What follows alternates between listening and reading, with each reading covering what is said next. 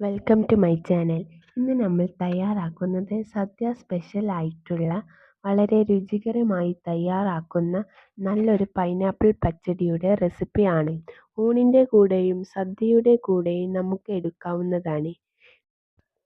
നമ്മുടെ ഈ പൈനാപ്പിൾ പച്ചടി തയ്യാറാക്കാൻ നമുക്ക് വേണ്ടത് നന്നായി പഴുത്ത പൈനാപ്പിൾ 1, തൈര് 1 കപ്പ്, 1 കപ്പ് തേങ്ങ ചിരകിയത്, വറ്റൽമുളക് 4 എണ്ണം, കുറച്ച് മുന്തിരി, കറിവേപ്പില, ശർക്കര, പച്ചമുളക്, കടുക്, ചെറിയ ജീരകം, മഞ്ഞൾപ്പൊടി, മുളക് പൊടി, ഉപ്പ്, വെളിച്ചെണ്ണ.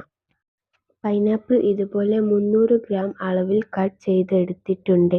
കട്ട് ചെയ്തെടുത്തിട്ടുള്ള വെയിറ്റാണ് 300 ഗ്രാം എന്ന് പറയുന്നത്. ഇത് ഒരു മീഡിയം വലുപ്പത്തിൽ ആണ് കട്ട് ചെയ്തിട്ടുള്ളത്.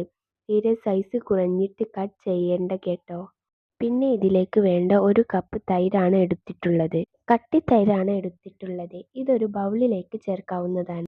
ചെറിയൊരു പുളിയുള്ള തൈര് മതി. 1 സ്പൂൺ വെച്ച് ഈ കട്ട ഒന്ന് ഒടിച്ചെടുക്കാവുന്നതാണ്. ദാ ഇതുപോലെ തൈരിൻ്റെ കട്ടയെല്ലാം മാറ്റിയെടുത്തിട്ടുണ്ട്.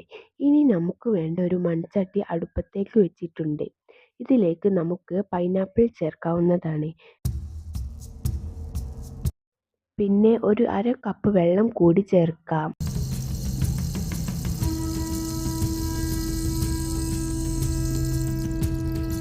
കൂടെ വേണ്ടത് ഒരു 1/4 ടീസ്പൂൺ മഞ്ഞൾപ്പൊടിയാണ്. അതേ അളവിൽ ഒരൽപ്പം മുളക് പൊടി. ഇനി ഇതിലേക്ക് വേണ്ടത് ഒരു ചെറിയ പീസ് ശർക്കര കൂടിയാണ്. ശർക്കരയ്ക്ക് പകരം ഇതിലേക്ക് പഞ്ചസാര ചേർക്കാവുന്നതാണ്. പഞ്ചസാര ആണെങ്കിൽ 1/2 ടീസ്പൂൺ ചേർക്കാം. ഇതിനേക്കാൾ കൂടുതൽ രുചികരം ശർക്കര ചേർക്കുമ്പോഴാണ്.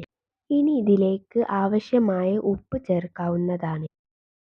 ഫ്ലെയിം ഓൺ ചെയ്ത് മീഡിയത്തിൽ ആക്കി ഒന്ന് അടച്ചു വെച്ച് വേവിച്ചെടുക്കാം. 6 മിനിറ്റ് വരെ വേവിച്ചെടുക്കാവുന്നതാണ്. ദാ ഇത് ഇപ്പോൾ ഇങ്ങനെ തിളയ്ക്കാൻ തുടങ്ങിയിട്ട് 6 മിനിറ്റ് ആയിട്ടുണ്ട്. ഈ സമയം കൊണ്ട് പൈനാപ്പിൾ എല്ലാം നന്നായി വെന്ത് കിട്ടിയിട്ടുണ്ട്. നമുക്ക് ഇതിലേക്ക് ഒരു തേങ്ങാക്കൂട്ട് ചേർക്കാനുണ്ട്. ഒരു ജാർ എടുത്തിട്ടുണ്ട്. ഇതിലേക്ക് നമുക്ക് 1 കപ്പ് നിറയെ ചിരകിയ തേങ്ങ ചേർക്കാവുന്നതാണ്. ഇതിനോടൊപ്പം ഒരു പച്ചമുളകും ചേർക്കാവുന്നതാണ്. ഇനി വേണ്ടത് കടുകാണ്. ഒരു 2 പിഞ്ച് അളവിൽ കടുക് ചേർക്കാവുന്നതാണ്.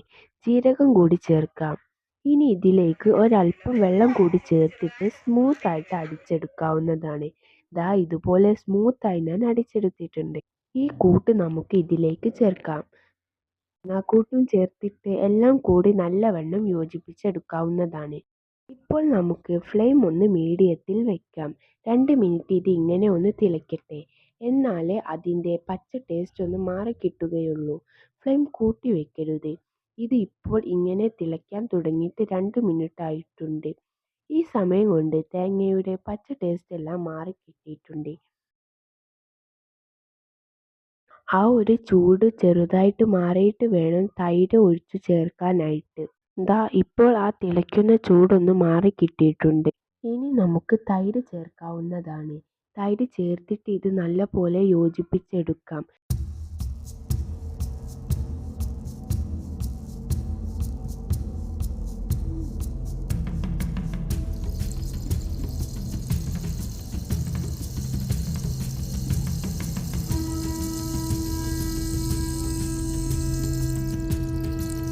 ചെറുതായിട്ടൊന്ന് ടേസ്റ്റ് ചെയ്ത് നോക്കാവുന്നതാണ്. ഉപ്പിൻ്റെ കുറവുണ്ടെങ്കിൽ ചേർക്കാവുന്നതാണ്.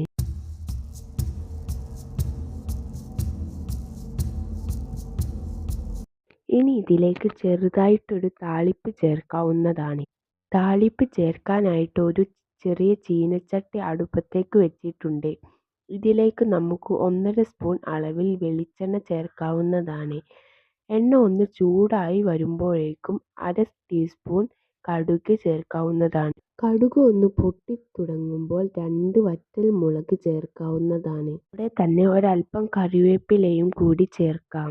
ഇത് ഒന്ന് ചെറുതായിട്ട് ഇളക്കി കൊടുക്കാം. അത്യാവശ്യം നല്ല ചൂടാണ്.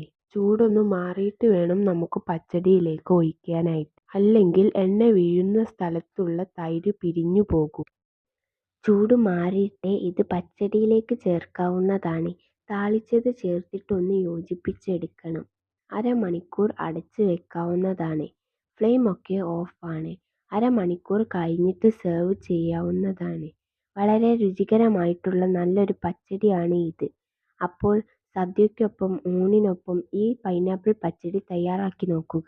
വീഡിയോ ഇഷ്ടപ്പെട്ടാൽ ചാനൽ സബ്സ്ക്രൈബ് ചെയ്യാൻ മറക്കരുതേ. Thank you friends.